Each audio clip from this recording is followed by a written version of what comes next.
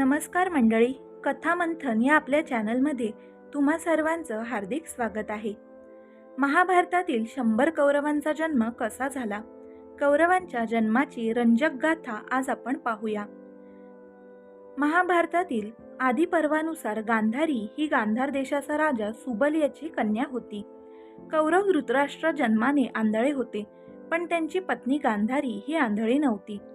धृतराष्ट्राची इच्छा होती की आपल्या भावांच्या आधी त्याला मूल व्हावे, कारण नवीन पिढीतील पहिला मुलगाच राजा होईल. तो गांधारीशी खूप प्रेमाने बोलला, जेणेकरून तिला कसा तरी मुलगा व्हावा. शेवटी गांधारी गरोदर राहिली आणि नंतर 9 महिने निघून गेले. 11 महिने झाले तरी गांधारीला काहीही झाले नाही. त्यानंतर धृतराष्ट्राला काळजी वाटू लागली. महाभारताशी संबंधित अशा अनेक कथा तुम्ही आजी आजोबांकडून ऐकल्या असतील. बऱ्याचदा त्या तुमच्या आणि आमच्या समजण्याच्या पलीकडच्या आहेत. अशीच एक कथा 100 कौरवांच्या जन्माशी संबंधित आहे.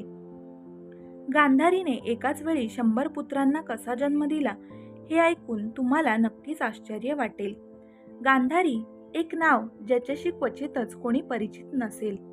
महाभारतातील ते पात्र जी शिवभक्त, तपस्वी आणि सदैव सत्याच्या बाजूने होती, परंतु तिच्या पुत्रांच्या आग्रहामुळे तिला पांडवांशी न्याय न करणे भाग पडले. त्यांचा जन्म गांधारात झाला, म्हणून त्यांचे नाव गांधारी ठेवण्यात आले.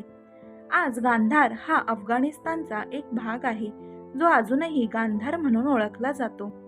गांधारीचा विवाह हस्तिनापूरचा राजा धृतराष्ट्राशी झाला होता. धृतराष्ट्र जन्मापासूनच अंध होते. त्यानंतर गांधारीनेही आयुष्यभर डोळ्यांवर पट्टी बांधून ठेवली होती. राजा धृतराष्ट्र आणि गांधारी यांना 100 मुलगे आणि एक मुलगी दुश्शाला होती, ज्यांना आपण आज कौरव म्हणून ओळखतो. कौरव कोण होते? राजा कौरव धृतराष्ट्र आणि गांधारी यांना जन्मलेल्या पुत्रांना कौरव म्हणतात. त्या सर्व 100 पुत्रांसह एक कन्याही जन्माला आली. तिचे नाव दुश्शाला. पहिल्या जन्मलेल्या कौरवांचे नाव दुर्योधन असे आहे, जो महाभारतातील सर्वात महत्त्वाच्या पात्रांपैकी एक आहे. असे मानले जाते की दुर्योधन जन्माला येताच हसायला लागला. महाभारतामध्ये कौरव पांडवांच्या सैन्याविरुद्ध लढले होते आणि त्यांचा पराभव सुद्धा झाला होता.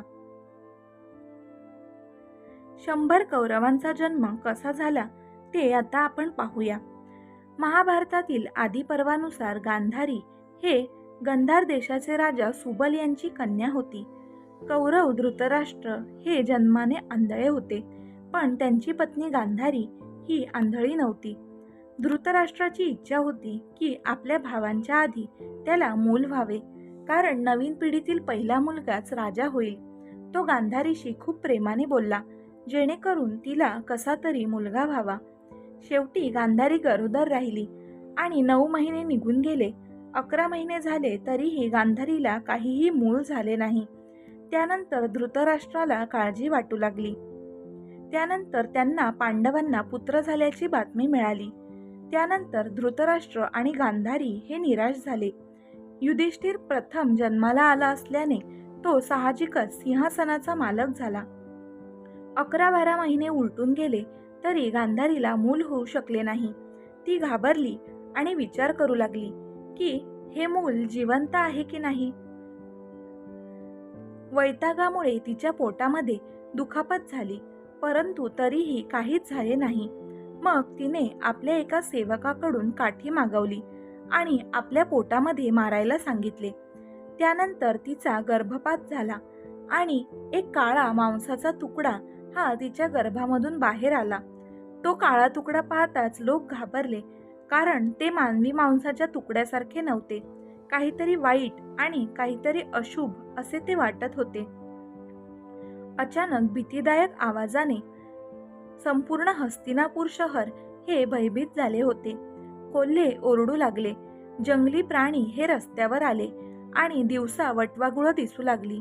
ही सर्व अशुभ चिन्ह पाहून ऋषीमुनींनी हस्तिनापूर सोडले. सगळीकडे आवाज होता. तेव्हा गांधारीने व्यासांना बोलवले.